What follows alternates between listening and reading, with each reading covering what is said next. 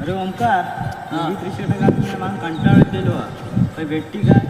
अरे भेटतील ना, होय. डॉग मध्ये भेटतील. मग तिथे चल. मस्त सुंदर असतात.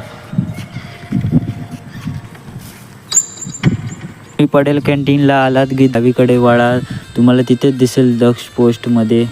आणि तुम्हाला हवी ते घ्या त्रिशटा गणपती उत्सवासाठी.